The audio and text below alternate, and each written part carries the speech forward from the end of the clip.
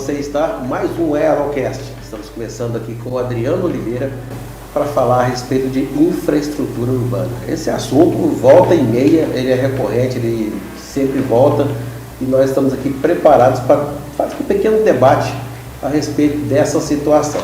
Infraestrutura urbana, o que é isso? É as suas ruas, as nossas ruas, né? Nossas ruas, os córregos que invadem o asfalto e tudo mais. Bom, vamos falar aqui com o Adriano. Adriano, bem-vindo, e a nossa primeira pergunta é para que você se apresente aos nossos seguidores, né? Quem é o Adriano Oliveira, de onde ele veio, ele é frutalense, ele não é, e tudo mais que identifique o Adriano, né? Já está bem identificado, mas vamos lá. Beleza, meu nome é Adriano Oliveira, sou frutalense, nascido aqui, estudei aqui em Frutal nas escolas Frei Teodósio, Maestro Josinho de Oliveira, e sou engenheiro civil, exercendo essa profissão já há 29 anos, né? E exerço a minha profissão aqui em Frutal, fora de Frutal, trabalho com consultoria para administrações públicas em diversas cidades. Já há bastante tempo eu venho desenvolvendo essa atuação em políticas públicas para captação de recursos para os municípios, e também na área de projetos, em específico muito para projetos de infraestrutura. Já trabalhei muito e já estudei muito sobre o tema também. Por ter estudado sobre o tema, essa questão é sempre debatida, mas fica nos bastidores. Nós vamos trazer aqui, porque a nossa proposta é trazer uma abordagem global a respeito de Frutal, mas é claro que isso reflete em outras cidades e outros municípios, tranquilamente. Muitas cidades têm o problema que Frutal tem, e a nossa conversa é justamente para isso, para orientar o pessoal de Frutal e também o pessoal que está aí nos seguindo e acompanhando essa troca de ideias, né? Bom, Adriano, vamos falar sobre infraestrutura urbana. Primeiro, defina o que é a infraestrutura urbana e quais são as principais questões de Frutal a serem resolvidas, porque eu sei que você é um inconformado com algumas situações aqui em Frutal. Bom, a infraestrutura, na verdade, ela é um conjunto de fatores, um conjunto de estruturas necessárias, né, de base, para que a cidade funcione plenamente. Então, o que é a infraestrutura? Pavimentação, drenagem de águas pluviais, né, água da chuva, esgoto, água tratada, né, asfalto, né, que é uma coisa que todo mundo quer, né, ter na sua porta da sua casa o asfalto. Então, a infraestrutura, a coleta do lixo, manejo do lixo, né, os resíduos sólidos urbanos que são coletados e precisam de receber um tratamento. Então, tudo isso faz parte da infraestrutura urbana. Nós temos um histórico também de um pouco de falta de planejamento, porque assim, o que vai fazer com que a infraestrutura esteja atuando, esteja existente na cidade da maneira com que ela contemple o cidadão como um todo, que ela atenda toda a sociedade? É planejar.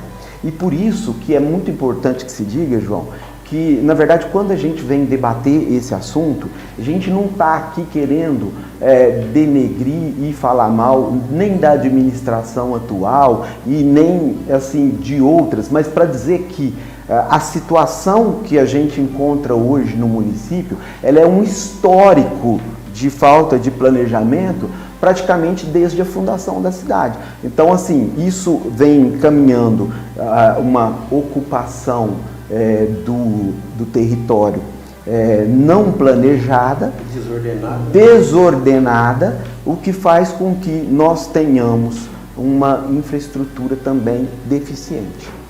Dentro dessa deficiência da infraestrutura urbana, quais são as principais questões aqui de Frutal e, claro, de outras cidades, de outros municípios? Eu acho que de longe em Frutal é a questão das águas pluviais, da falta de rede de drenagem de água pluvial. Nós temos aqui, nos períodos chuvosos em Frutal, as ruas viram verdadeiros rios, porque não tem rede de coleta, e isso é ruim por vários fatores. Em primeiro lugar, porque quando a água corre superficialmente no asfalto, ela também está ali provocando danos no asfalto, fazendo com que ele dure menos. Ela provoca acidentes, ela provoca transtornos, ela provoca prejuízo quando ela invade a casa de uma pessoa, derruba a casa de uma pessoa, destrói os móveis de uma pessoa. E isso, basicamente, quase que todo ano, quando nós temos um período chuvoso um pouco mais prolongado em Frutal, acontece vários pontos de alagamento na cidade. E isso se deve muito em razão da forma como nós tratamos os nossos cursos de água urbana em Frutal. Nós temos o Ribeirão Frutal, que passa bem lá, já quase que na periferia da cidade, mas é onde coletamos a água que é tratada e distribuída, e os afluentes dele, o Vertente Grande, o Córrego do Brejinho, e o Córrego do Marianinho, que fica entre a nascente dele fica aqui entre os bairros Jardim das Américas e Progresso. A forma como nós tratamos esses corpos de água que passam pela cidade, ela faz com que o nosso problema de falta de drenagem aumente ainda mais e provoque mais situações de acidentes que acontecem no período de chuvas. Então esse, para mim, é um dos maiores gargalos. Certo. A gente estava conversando aqui anteriormente, nós enumeramos vários pontos, até anotei aqui, Rua Belo Horizonte, né? A Rua Belo Horizonte, o final da Rua Belo Horizonte, uma baixada que termina inclusive numa propriedade. Eu entrevistei um senhor lá uma vez. O que pode ser feito na Rua Belo Horizonte para não virar aquele terror todo que acontece no final de ano? Pois é, lá na Rua Belo Horizonte, justamente o que falta é você ter uma rede de drenagem de água pluvial. Aí você vai falar assim, não, foi feita, foi realizada lá, só que não foi dimensionada de acordo com o volume de água que costuma escoar por aquela via. E no meu entendimento também, porque eu estive visitando lá, logo que passou uma chuva dessas, o número de bocas de lobo que colocou também é insuficiente, ou por um vício também por parte da população que joga lixo na rua, às vezes essas bocas de lobo ficam entupidas e a água não vai para a rede de drenagem de água pluvial. Então tudo isso é uma soma de fatores que se juntam ali para provocar que a Rua Belo Horizonte vire um verdadeiro rio, e perigoso, porque além de ter aquele escoamento superficial da água, é uma correnteza muito forte que pode levar uma criança, pode levar um idoso, uma pessoa que estiver passando por ali naquela hora, tentar atravessar aquela rua, vai embora e pode levar até um óbito. Então assim, ali para resolver, precisa ter uma rede, mas a rede ela precisa ser dimensionada, e isso não é difícil, porque nós temos estudos pluviométricos aqui na cidade para saber qual é o índice de precipitação de chuvas aqui na cidade, em cada período, para a gente saber o volume que escoa por ali e saber qual a dimensão da rede de água pluvial necessária. Só que existe um outro fator, João, que é a questão de que obra que fica enterrada e ninguém vê, muitas vezes não dá voto. Então o político não quer investir nisso. E aí ele quer investir em qual infraestrutura? No asfalto, porque o asfalto aparece, o asfalto dá conforto para as pessoas, o asfalto é bom, mas não adianta você fazer asfalto e não fazer o que tem que ser feito embaixo da terra, até para que se preserve esse asfalto por mais tempo. A velocidade da água ela é muito acentuada ali. Muito. Seria necessário fazer dispositivos iguais àqueles que tem ali na 13 de maio, um freio para a água, para deter a velocidade dela, ou não resolve? Até pode resolver, mas aquilo não é algo que seja tão adequado, né? Eles fizeram ali uma espécie de um mata-burro ali, né? E uma vala para recolher. Tem uma certa eficiência, é melhor do que nada, mas O que vai deter a água, na verdade, quando ela assume aquela velocidade, ela já está num ponto em que a declividade da rua é muito grande. Na verdade, essa água ela já precisaria ter entrado numa rede coletora bem lá atrás. Então, a forma como é executada a pavimentação em Frutal, ela é tão cruel porque, além de não se preocupar com a questão da drenagem em si, de fazer isso, muitas vezes, por uma questão econômica, desvia-se a água para uma única via ou um único curso d'água artificialmente. Todo curso d'água, ele tem o que a gente chama de bacia de contribuição, certo? Então, o córrego vertente grande, por exemplo, que é o que passa lá na Avenida Homero Alves, ele tem a sua bacia de contribuição natural, porém essa bacia ela foi enormemente aumentada. Por exemplo, quando você pavimentou a Avenida Rio de Janeiro e fez aquele monte de valetas que tem ali, escoando a água naquele sentido, enquanto ela deveria escoar para baixo, você está direcionando aquela água de toda a Avenida Evaldo Lodge para o seu lado esquerdo lá, toda para a bacia do córrego vertente grande. E essa água não deveria ir para lá. Naturalmente, ela escoaria direto para o Ribeirão Frutal. Mas a maneira como foi executado o serviço de pavimentação à época, quando direcionou as valetas daquelas ruas ali, todas direcionando para aquele sentido em direção aos lagos, você está empurrando, você está aumentando a bacia de contribuição daqueles cursos d'água. E o que vai provocar enchente, como uma que chegou a alagar a agência dos Correios que fica ali na rua Senador Gomes. Além desses pontos que nós citamos, tem as avenidas, a Homero Alves, a Avenida Brasília, né? Ali nas outras avenidas que no início da cidade não sofrem tanto, mas as de baixo. A água escoa para baixo, né? Então, essas avenidas, seria adequado colocar nelas um canteiro central, como foi feito na Lincoln Campos? A Lincoln Campos é um exemplo bom, mas é interessante, porque muito pouca gente sabe, mas aquele canteiro central da Lincoln Campos, ele foi feito por uma empresa privada, e essa empresa foi obrigada a fazer isso na época. A empresa que iniciou a construção do bairro Jardim do Bosque, quando eles deram a entrada do projeto na prefeitura para a construção do bairro Jardim do Bosque, o pessoal da prefeitura à época, preocupado com o fato de aumentar muito a cidade para lá e aquela água desse bairro vir para a Marechal Deodoro, provocando uma enchente maior do que o que já costuma acontecer lá, obrigou com que essa construtora, à época, fizesse aquele canal, que ele é seco, às vezes as pessoas chegam a pensar que tem um córrego ali, mas não, aquele canal é seco, ele é proposital para receber a água da chuva.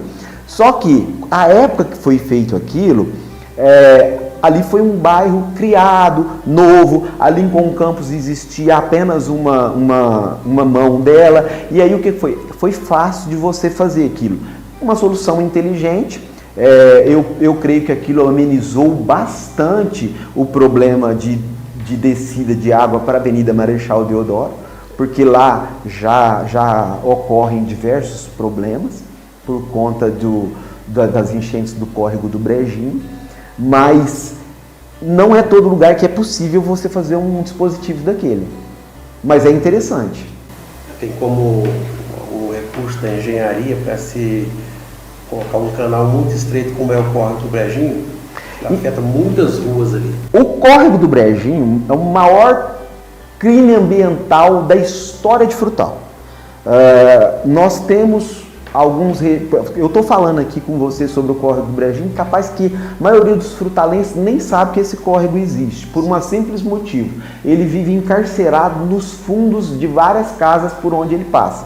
Ele tem a sua nascente ali próximo da Avenida Marechal Deodoro, próximo à esquina da Marechal Deodoro com a Rua Bias Fortes, E ali ele vai cruzando pelo meio das quadras até desaguar lá no Ribeirão Frutal, nos fundos da cooperativa. O que acontece? Os primeiros registros de ocupação das margens do córrego do Brejinho é ali do final dos anos 1950. A ocupação desordenada que teve das margens, quando ele chega ali próximo à esquina da rua Silviano Brandão com a Duque de Caxias, o canal tem cerca de uns 2 metros de largura só. O que para vazão normal do córrego, ele até passa. Só que quando chega no período chuvoso, ele extravasa. E aí ele alaga. E aí ele teve até um vídeo de uma moradora que mora do lado desse canal. Ela fez um vídeo desesperada no final do ano passado, se não me engano, querendo procurar uma outra casa para ela morar, que ela estava com medo da casa dela ser levada embora. Então, o córrego do Brejinho, existem soluções para ele que seria ter que abrir espaço ali. Tem alguns lugares que dá para fazer parques lineares nas laterais dele, para que esses parques absorvam água da chuva e ajude a conter. Além disso, a gente pode fazer barragens de contenção ao longo do córrego, porque ele tem a vazão dele, né? Você pode fazer uma barragem de contenção que a gente chama, que é uma barragem que tem um furo que é suficiente para passar a vazão natural dele apenas um pouquinho a mais. Aí quando começa a chover, ela vai contendo em alguns trechos o córrego. Então isso é uma solução, mas solução melhor seria ter planejado. Como nós estamos iniciando o processo que foi feito com o córrego do Brejinho lá atrás, agora aqui no córrego do Marianinho, seria interessante observar como está sendo ocupada as margens do córrego do Marianinho. No mesmo sentido. Os loteamentos que estão sendo feitos, eles estão chegando muito próximo da margem do córrego. Daqui a pouco nós vamos estar falando de enchentes no córrego do Marianinho. Então, ou seja, nós temos que ter planejamento. Frutal tem um plano diretor que está caduco desde 2011. Ele foi aprovado em 2006 com compromisso lá no próprio plano escrito que ele deveria ter sido revisado em 5 anos, ou seja, 2011. De lá para cá tiveram, acho que 2 tentativas de se fazer um plano diretor novo, mas isso nunca saiu do papel. Então, se a gente não começar a pensar em planejamento para Frutal, nós vamos ter problemas com infraestrutura para sempre. E outra coisa, às vezes você pode pensar assim, mas e o investimento para isso? E o dinheiro para fazer isso? Eu gostaria de lembrar de um caso aqui que eu acho terrível. Em 2017, Frutal recebeu um recurso, naquela época, de 3 milhões de reais para ser investido lá em drenagem na Avenida Homero Alves. Isso era uma emenda do falecido deputado Caio Nárcio. Essa emenda foi perdida simplesmente porque a prefeitura deixou de apresentar algumas documentações para a Caixa Econômica Federal.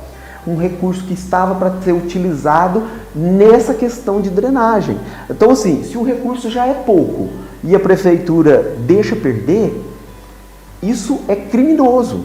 Essa é uma coisa absurda.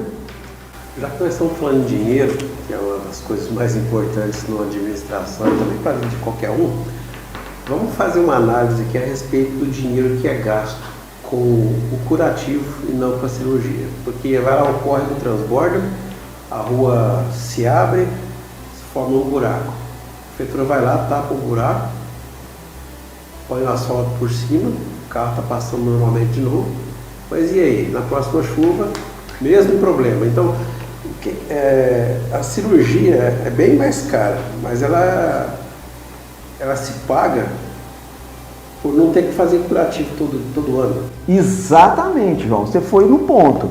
A gente gasta muito dinheiro com curativo e não faz a cirurgia que vai extirpar a doença de vez. Então, esse tal do tapa-buraco, ele é uma coisa provisória, muito provisória, e ele tem uma tendência, que quando você faz o tapa-buraco, ele tem as bordas dele que não ficam totalmente ligadas ao asfalto existente, o que provoca infiltração por baixo dele e amolece a base da pavimentação, fazendo com que o buraco se abra novamente. Então, operação tapa-buraco é um curativo, um paliativo. E eu nem vou dizer aqui, assim, o recap é bem mais adequado do que o tapa-buraco. É uniforme, né? Certamente que é.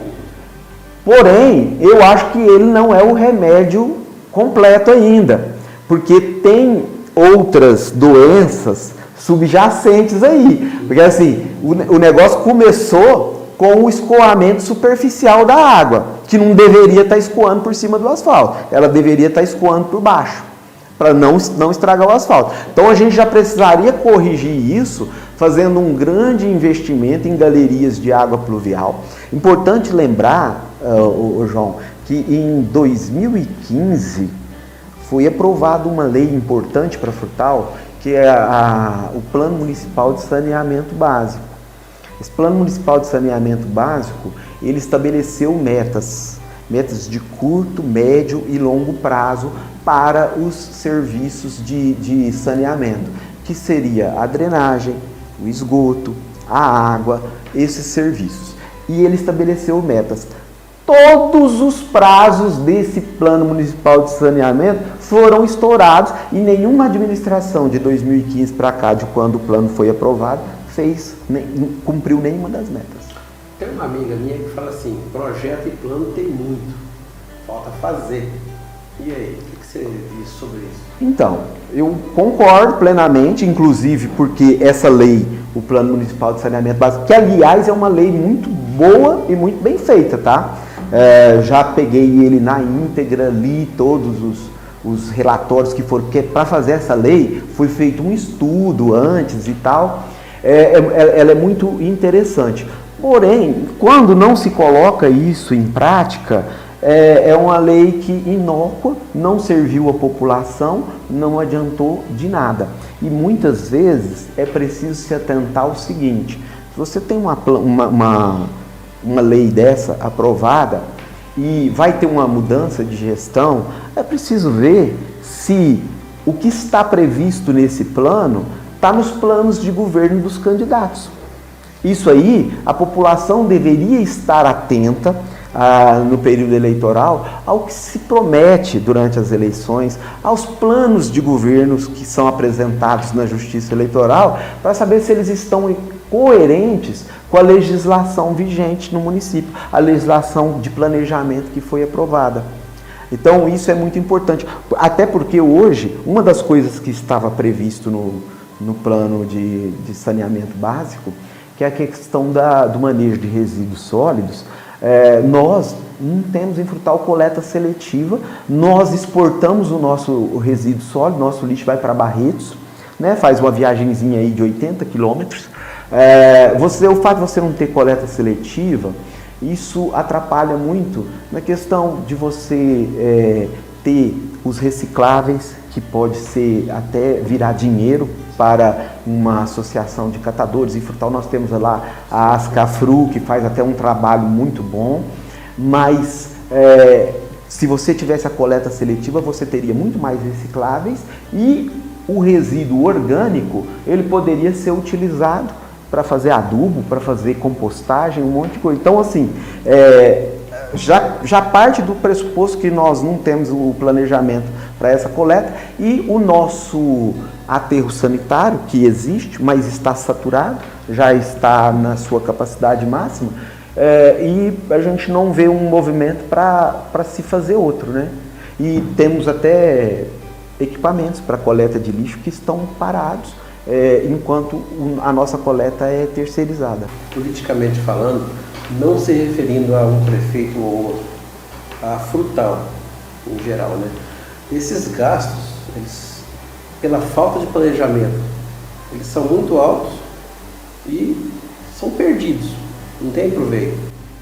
São perdidos porque não se investe aqui, né? Tá resolvendo um problema? Levando o lixo? Tá resolvendo. Só que está se gastando e não está se criando valor para o município. Não gera valor para o município. Então, assim, a questão da coleta seletiva, ela é muito importante para toda cidade que quer se desenvolver. Ela faz parte de um planejamento para quem quer que Frutal chegue aí a 100 mil habitantes, que quer atrair indústrias e tal. A gente tem que começar a pensar em como esse desenvolvimento vai se dar, como que nossa cidade vai crescer. Ela vai crescer ou ela vai inchar? Então, isso é o que a gente deve pensar quando a gente está falando em termos de desenvolvimento, crescimento, né? A cidade deve crescer de uma forma ordenada, é recomendável, né? Exatamente. E qual que, na questão do asfalto, que diretamente a gente tem a reclamação de afundamento de asfalto, os buracos que são já tradicionais em Frutal no período chuvoso. E às vezes a gente vê a situação, às vezes como leigo, mas a gente desconfia de algumas coisas. Por exemplo, o asfalto que está na rua, ele não é o mesmo daquele que faz tapa o buraco. Isso aí, essa diferença, qual tipo de asfalto é o melhor para que seja durável, para que dure bastante essa obra? Bom, aqui no Brasil, o asfalto que a gente utiliza, que é o CBUQ, né, concreto bituminoso usinado quente, ele é utilizado há anos no país. É a melhor escolha, no meu ponto de vista, para pavimentação urbana.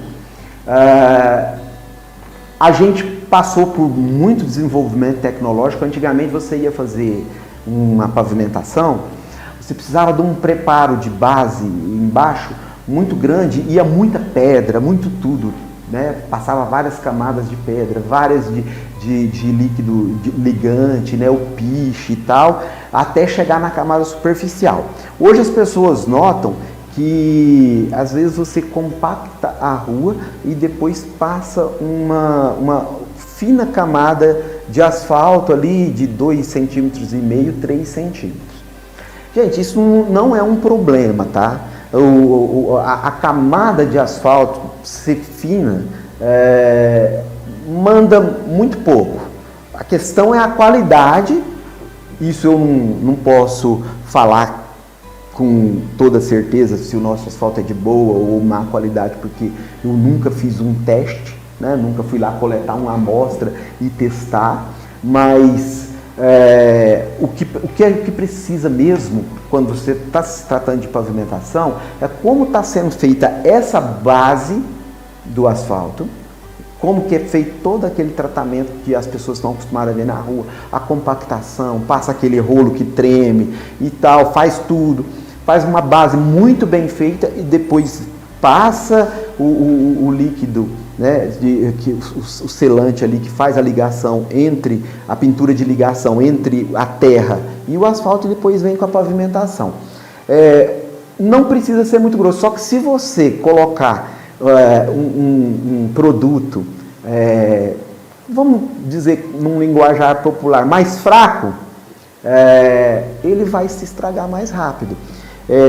Quando eu estava na faculdade, que a gente estuda pavimentação, eu tinha um professor que ele gostava muito de dizer o seguinte: você tem uma coisa quando a gente trabalha com cálculo de pavimentação, que é período de retorno. Período de retorno é o tempo que você calcula que você vai fazer uma pavimentação, quanto que ela vai durar. Na Europa, é feito um asfalto com período de retorno de 40 anos. Ou seja, eles preveem que eles estão fazendo um asfalto que vai ter manutenção só daqui a 40 anos. No Brasil, infelizmente, a gente trabalha com período de retorno de 5 anos. Então, o asfalto nosso já não é bem feito. Não estou falando aqui de Frutal, eu estou falando em termos de Brasil, tá? Inclusive de rodovias. Ele já é feito um asfalto com uma qualidade para durar 5 anos. Né? Então, assim, a gente precisava talvez mudar essa mentalidade e trabalhar com um asfalto de melhor qualidade, para que a gente tenha uma maior durabilidade. Na questão do asfalto, então, a gente pode dizer que é preciso a base. A base é muito importante. Tá? Aqui na zona urbana, a gente costuma fazer só a base e o asfalto. Em rodovias, você, além da base, você faz a subbase. São várias camadas que você faz para você chegar no asfalto final. Né? Uma rodovia tem um impacto muito maior do que as ruas urbanas, a não ser que você pegue uma outra coisa que falta aqui em Frutal, que a gente chama que é a hierarquização das vias. Qual que é uma via que é primária, secundária, terciária, né? Que você vai pegar e você vai falar, não, aqui, essa via como primária, eu vou fazer uma destinação de fluxo de veículos para cá maior, eu vou fazer nessa via uma pavimentação melhor. Então tudo isso faz parte do planejamento. Mas nós temos aqui em Frutal um erro, que é de origem também, não é da agora, das avenidas que começa do nada e vai para lugar nenhum. Por exemplo, você tem a Avenida Marechal Deodoro, que é uma avenida larga de 2 pistas, que começa numa rua estreita e termina em outra rua estreita. Qual o sentido desse fluxo? Ser dessa maneira, entendeu? A Avenida Brasil, que fica lá no bairro Nossa Senhora do Carmo, também começa no ISPA, uma rua estreita, e termina na Avenida Homero Alves, porém que a continuidade dela é a Coronel José de Paulo, que é uma rua estreita. Qual que é o sentido disso? Isso tudo é falta de planejamento. A base, então, da nossa conversa agora é planejamento. A ausência de planejamento... A ausência de planejamento. É mais gasto. Sim, mais gasto. Tudo que você não planeja antes, você vai gastar o dobro depois. Essa questão dos cursos de água, né? Eu queria chamar a atenção também para a questão ambiental.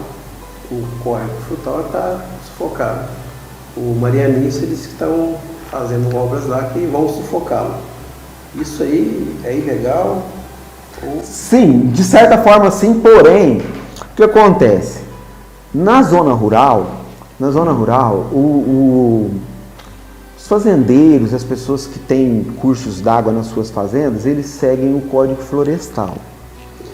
E na zona urbana, eu não me lembro agora qual ano, foi flexibilizado para os municípios fazerem as suas próprias leis ambientais, o que permite, por exemplo, que você reduza as faixas de domínio dos cursos d'água.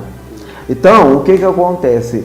Com essa liberdade, muitos municípios foram reduzindo cada vez mais. Daqui a pouco chega que vão estar fazendo casa de novo dentro de córregos, igual acontece no córrego do Brejinho. Entendeu? Sem planejamento. Sem planejamento. Então, essa questão E veja bem, isso pode ser apenas falta de planejamento, mas pode ser alguma coisa criminosa também. Você flexibilizar demais a legislação de maneira com que haja essa ocupação desenfreada dessas margens, dessas faixas de domínio desses córregos.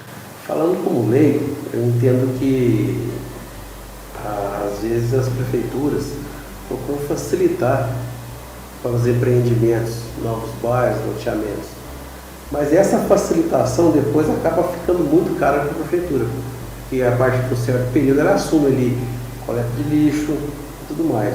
Não seria o caso da prefeitura exigir um planejamento mais adequado, um asfalto melhor? Porque se a empresa que está construindo o bairro novo, ela vai colocar um asfalto lá que dura 2 anos, né? E depois a prefeitura tem que levar na cabeça, vamos falar assim, popularmente, né? Bom, aí tem 2 fatores, tá? Porque Frutal tem uma lei de planejamento, de parcelamento do solo. Então, essa lei, na aprovação do loteamento, ela tem que ser seguida, né? Então, na aprovação do loteamento, ela tem que ser seguida. O cara apresenta ali o projeto, quero eu crer que tudo é feito dentro da lei e os órgãos que são parte dessa análise cobrem isso, O que acontece? Pela lei, é obrigatória a execução de certas infraestruturas, né? Você é obrigado, o loteador, a pessoa que está fazendo, ela apresenta o projeto do que ela vai fazer, então ela tem que apresentar qual vai ser a largura das vias do loteamento dela, ela vai apresentar se a rede de drenagem de água pluvial nos novos loteamentos, isso é obrigatório, tá? Tá na lei, né? A rede de drenagem é cobrado que ele aprove o projeto de saneamento na Copasa, que é a concessionária dos serviços de água e esgoto de Frutal. Tudo isso é cobrado. E o que se faz? Quando você aprova esse projeto, então a pessoa registra isso no cartório do registro de imóveis e aí ele tem que entregar essa infraestrutura, certo? O que acontece? Como maneira de proteção da sociedade, a prefeitura costuma pegar em caução, ela cauciona um certo número de lotes que é feita uma avaliação, olha, quanto vai ficar essa infraestrutura? Ah, essa infraestrutura desse bairro aqui vai ficar em 1 milhão. Então a prefeitura pega o que daria em lotes lá, R$1 milhão e fala, ó, esses lotes vão ficar calcionados e enquanto a empresa não entregar essa infraestrutura da maneira como está prevista em projeto, esses lotes não podem ser vendidos. E é impossível de vender mesmo porque na matrícula do imóvel, lá do cartório de registro de imóveis, fica escrito que aquele bem está calcionado. Esses bens, eles só vão ser descalcionados e liberados para a loteadora vender quando a prefeitura recepciona esse loteamento. Ou seja, a prefeitura vai lá, dá o ok e fala, ó, esse loteamento seguiu o projeto e está tudo ok, né? Aí ela entrega esse documento, esse decreto de descalcionamento, a pessoa vai no cartório de registro de imóveis e pega aquele imóvel e ele pode vender. A pergunta é, foi feita uma vistoria no loteamento para liberação dele, está tudo ok, o asfalto está tudo ok, esse descalcionamento foi feito na hora certa, né? Porque tem essa garantia, a sociedade tem essa garantia. Agora, resta saber o seguinte, todos os critérios foram observados na ocasião da aprovação? Em primeiro lugar, tá tudo ok, não, foi tudo observado. A infraestrutura foi executada conforme o projeto aprovado? Aí, essa questão da despesa que você falou que a prefeitura vai ter, é lógico. Ela vai passar para a prefeitura, a partir do momento que a prefeitura recepciona o loteamento, ela deu o ok dizendo que ali está tudo ok. E ela vai passar a cobrar IPTU de quem comprou terreno lá. Então passa sim a ser uma obrigação da prefeitura cuidar daquele loteamento. Mas não tem retorno. Porém, existe casos em Frutal, mais de antigamente, bairro Universo Residência Plaza, por exemplo. A prefeitura recepcionou aquele loteamento à época sem ele estar pronto. E até hoje, que ele tem mais de 30 anos, até hoje lá não tem asfalto. Algumas ruas não tem esgoto, algumas não tem água. E quem comprou terreno lá? Como é que ficou? Então, assim, é preciso ver. Isso, hoje em dia, eu acho que é mais difícil de acontecer e a sociedade e quem está comprando lote lá tem que estar vigilante quanto a isso, né? Porque isso está dentro das obrigações.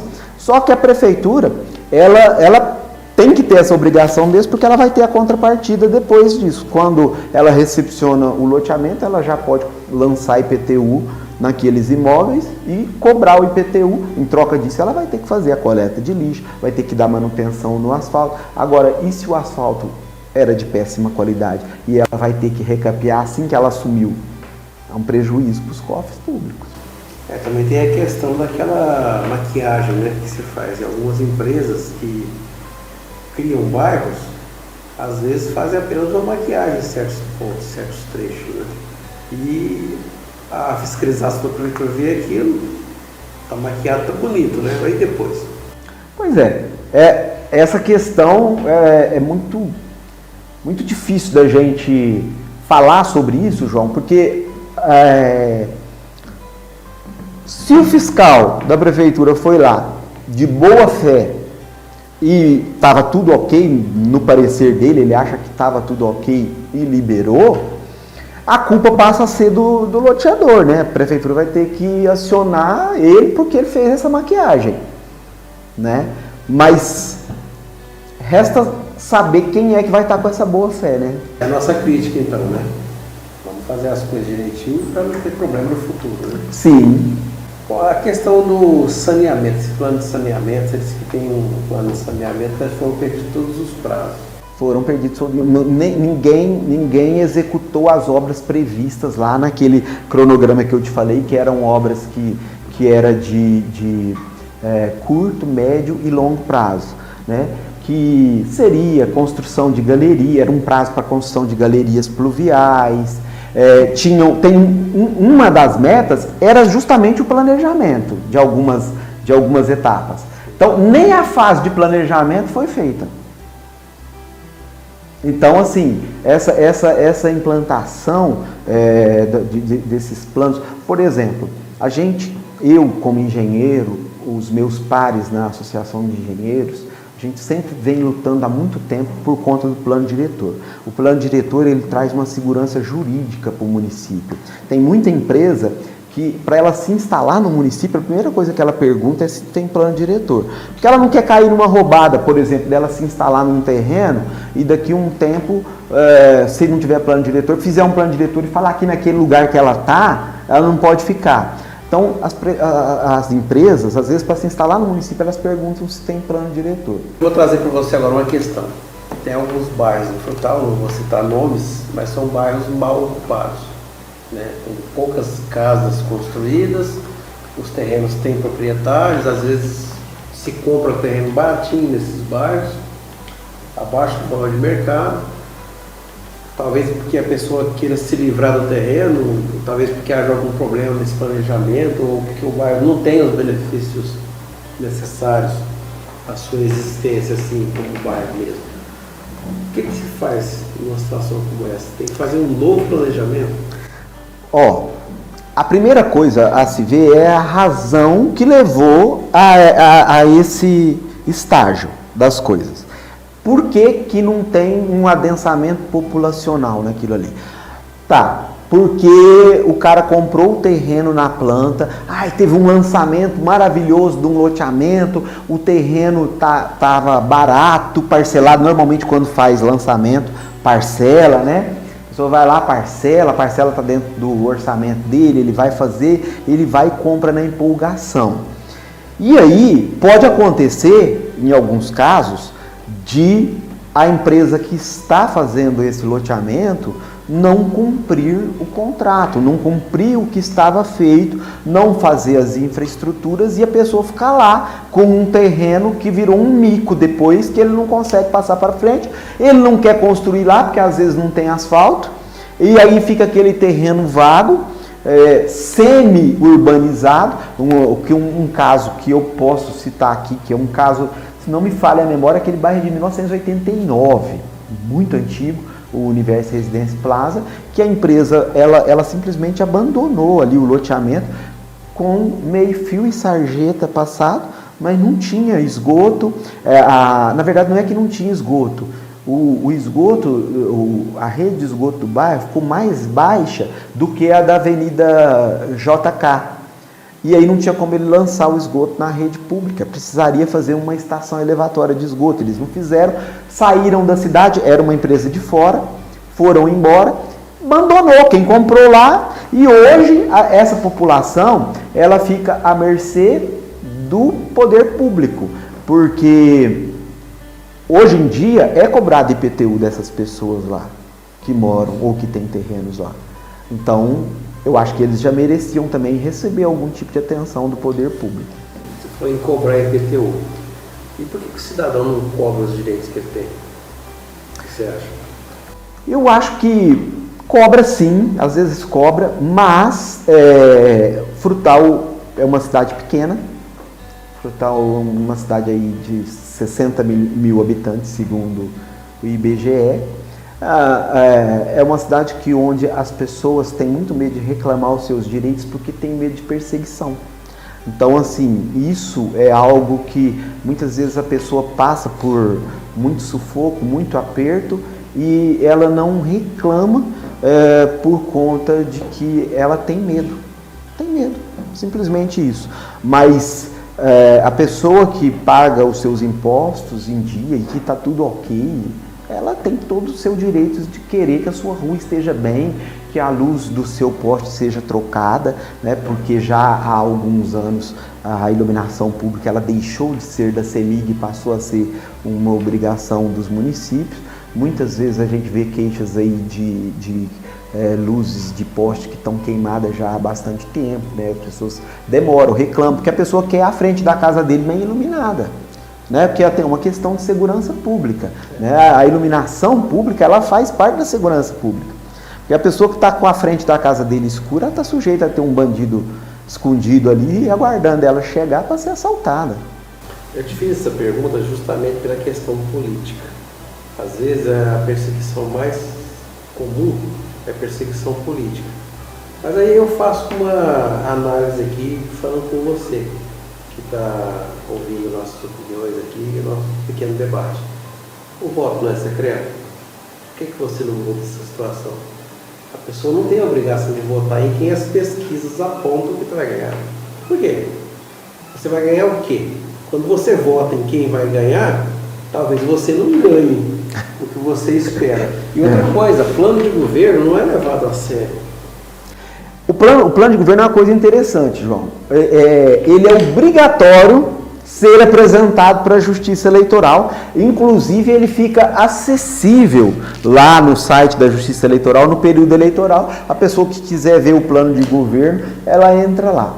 Na maioria das vezes, o que a gente vê quando a pessoa registra a candidatura é que ela faz um plano de governo extremamente genérico, bem pequeno, bem enxuto, que é para ela não dizer que prometeu aquilo, porque o plano de governo ele está escrito ali no papel, né? Fica difícil dele negar depois que ele não prometeu aquilo. Já as promessas de palanque, palavras voam ao vento, então não registrou, não está ali, né? Então, assim, o plano de governo ele deveria ser exigido, um plano de governo mais realista, mas acima de tudo, vamos deixar de pensar que o judiciário vai resolver todos os nossos problemas. Nós temos que analisar no período eleitoral, por nós mesmos, quem é que a gente está votando e o que é melhor, não para nós mesmos, não para você, mas para a sociedade como um todo, para a cidade como um todo.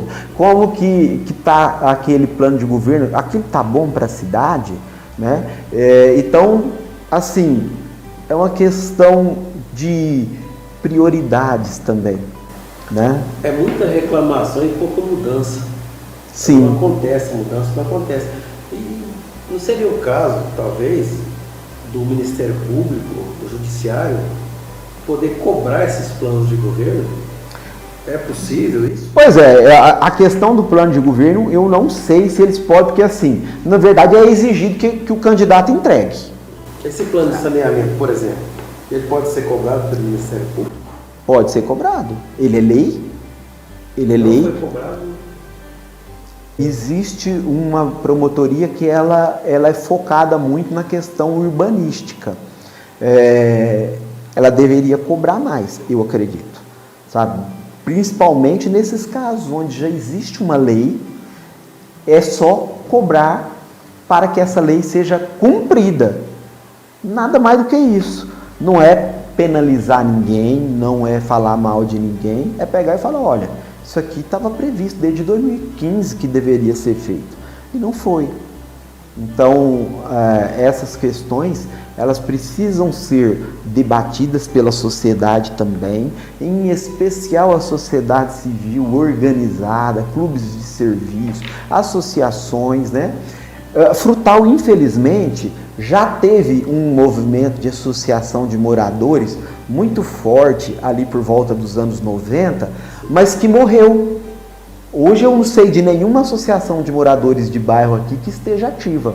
E é um movimento muito importante, porque esse pessoal, eles podem ter uma força de pressão um pouco maior sobre o poder público, sobre Câmara, sobre Poder Executivo.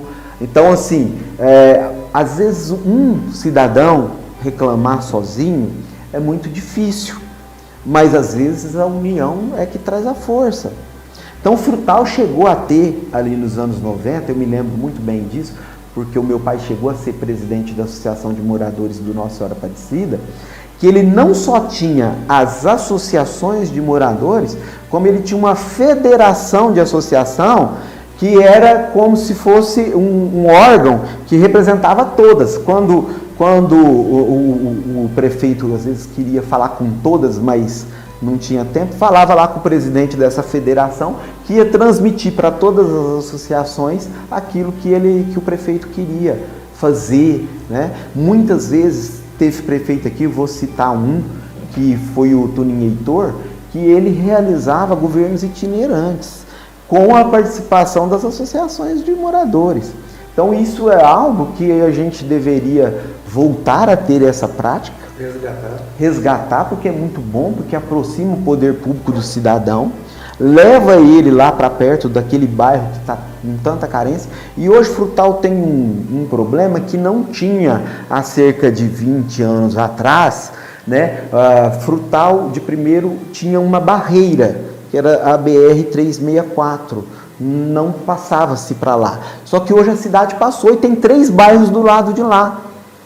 Então, e esses 3 bairros que estão do lado de lá da rodovia são bairros muito carentes em todo sentido. Eles não têm creche, eles não têm posto de saúde, eles não têm escola. Então, por exemplo, uma mãe que precisa de um pediatra lá, ela precisa se deslocar muito. E o transporte público de Frutal não é tão efetivo assim para levar ela para a unidade básica de saúde que esteja mais próxima. A gente falou aqui da promotoria que poderia cobrar isso, porque geralmente quando um promotor ou um juiz vem para a comarca, ele abre uma casa na região central, ou num bairro bem estruturado. Ele não vai até condomínio fechado. Ele não vai até onde a população está. Não, eu costumo usar termos populares, ele não vai onde a giripoca pia, vamos falar assim. E o que seria a solução para isso? Seria a associação de moradores? Porque esse tema de associação de moradores já foi debatido aqui na nossa curta existência, já veio à tona 3 vezes. O Divino de Oliveira, que é o presidente da federação ainda, mas a entidade não está funcionando por falta de apoio.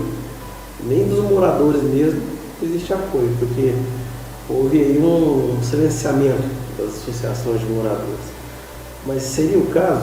A associação de moradores mostrar para o promotor, dizer, tem a lei tal, não está sendo cumprida. Não é dizer esse ou aquele prefeito, não, todos. Sim, sim.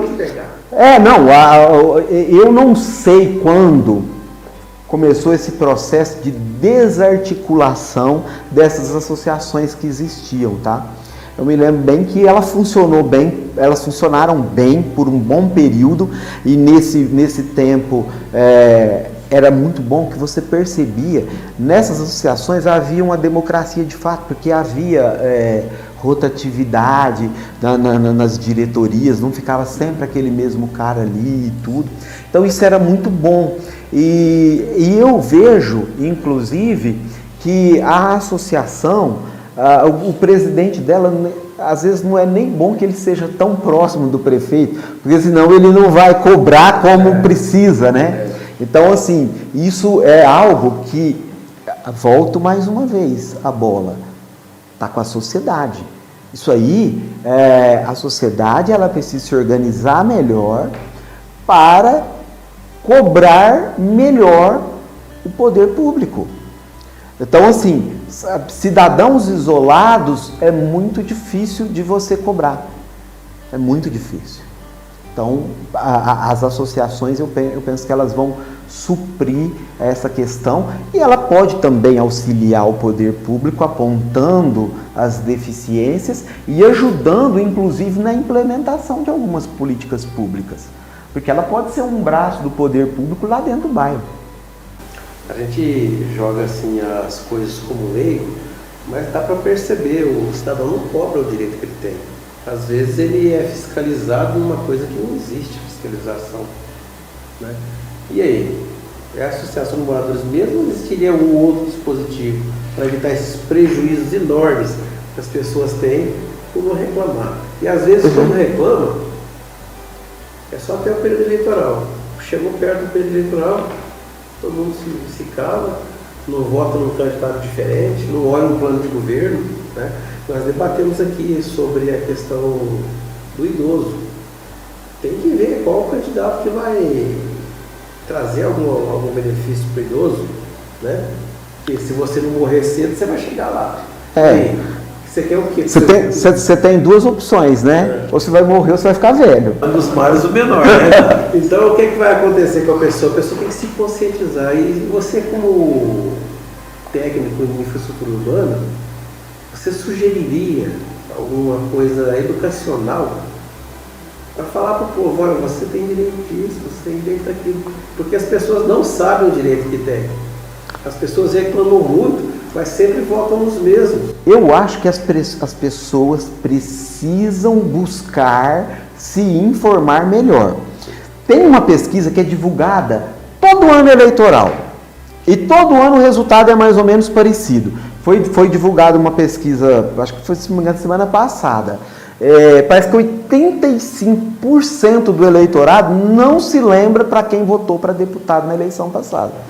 Isso aí, gente, é um absurdo. A gente precisa ter isso em mente, saber para quem votou, inclusive para saber como cobrar dessa pessoa. Essa pessoa, ela vem na porta da tua casa pedir voto e depois ela tem que prestar contas para você do mandato dela. Ela tem que prestar contas. Então, a sociedade, ela precisa aprender a se politizar. Nós, João, estamos passando por um momento em que as pessoas perderam muito o interesse pela política. E por outro lado, a política começou a ser ocupada por pessoas que têm os mais diversos interesses, menos o interesse da população. E preocupante, viu? Porque uma informação também que eu vi ontem, eu não me lembro agora em qual canal que eu vi isso, sobre a ocupação do poder público por facções criminosas. Então, hoje temos facções criminosas no Brasil, que foram agora até recentemente consideradas como terroristas pelos Estados Unidos, que eles estão aparelhando as prefeituras brasileiras. Então, já tem prefeitos que são faccionados.